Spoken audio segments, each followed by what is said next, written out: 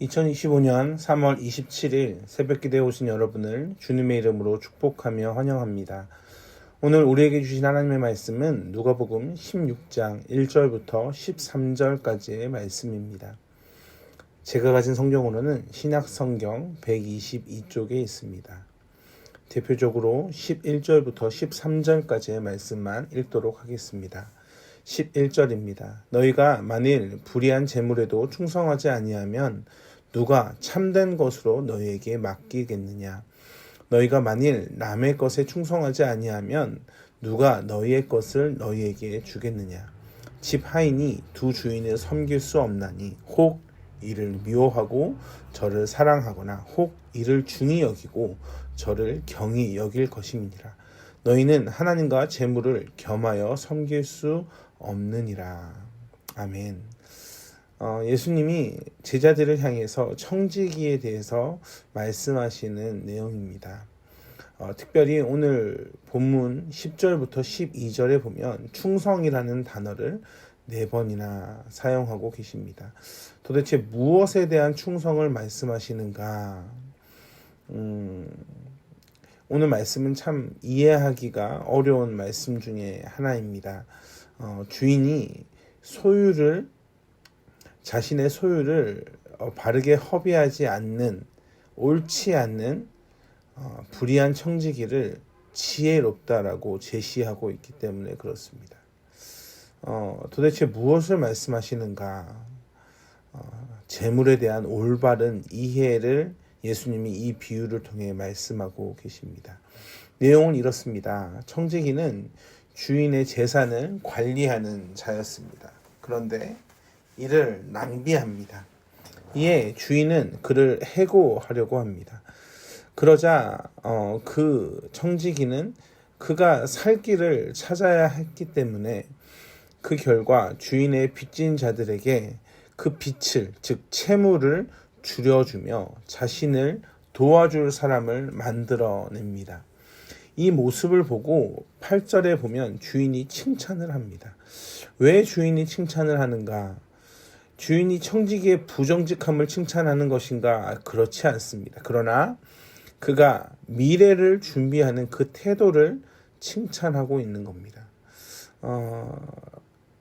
이 비유가 예수님께서 하신 비유로 가장 이해하기 어려운 비유 중에 하나입니다.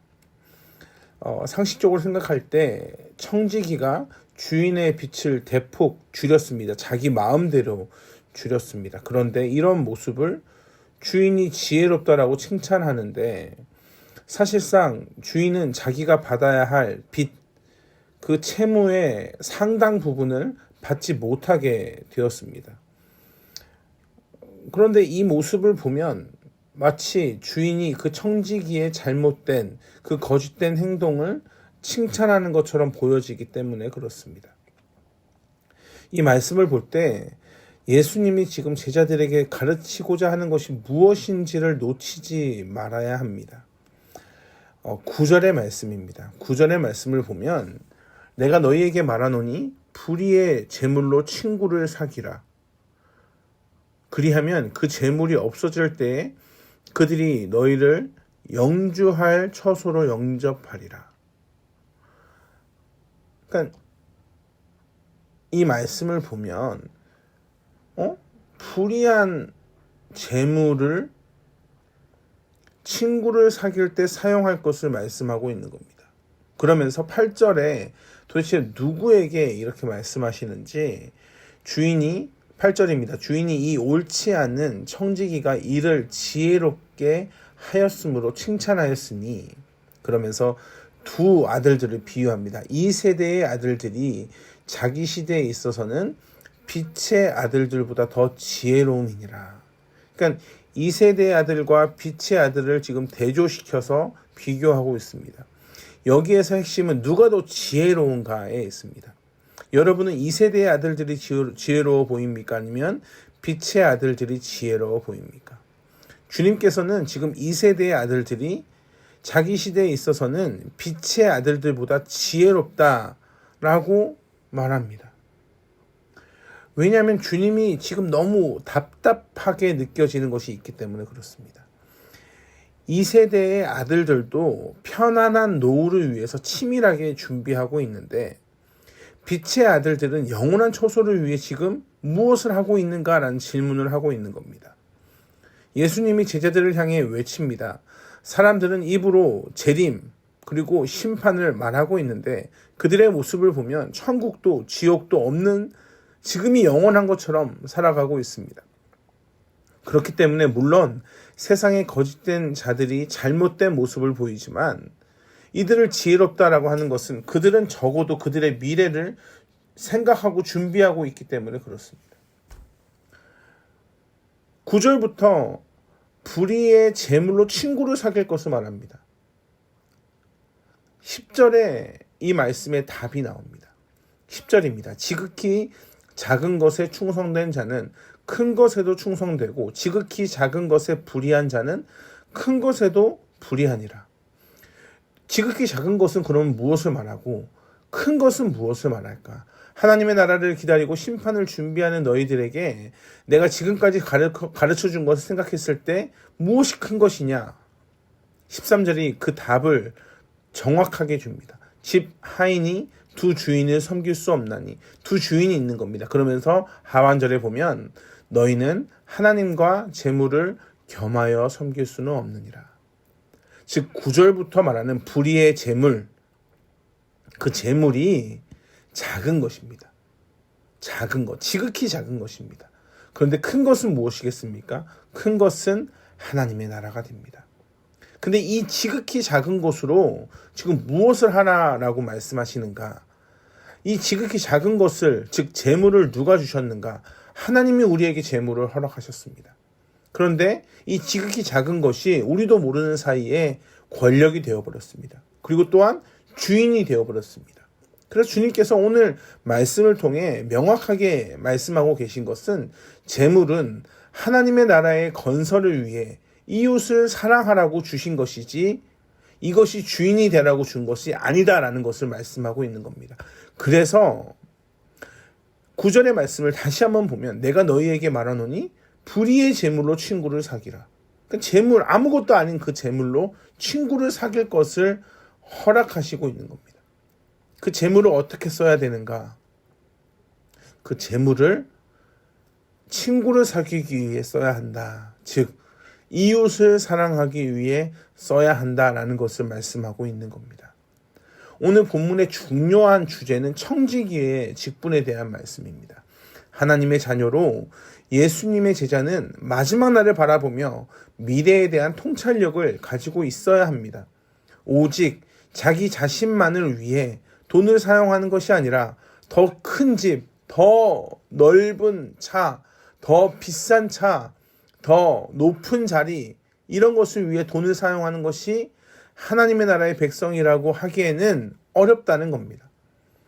돈에 대한 관대한 가치관을 또한 그런 관대한 자세를 가지고 하나님의 나라를 생각하며 그 나라에 들어가는 것이 지혜 있는 자의 모습입니다.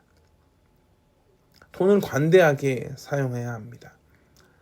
합신에서 친하게 지냈던 후배 목사님이 있습니다. 이 목사님은 노숙자에게 밥을 제공하는 사역을 하고 있습니다. 참 귀한 사역입니다. 그런데 이 사역을 하는 이유가 그저 가난한 자를 돕기 위해 하는 사역은 아닙니다.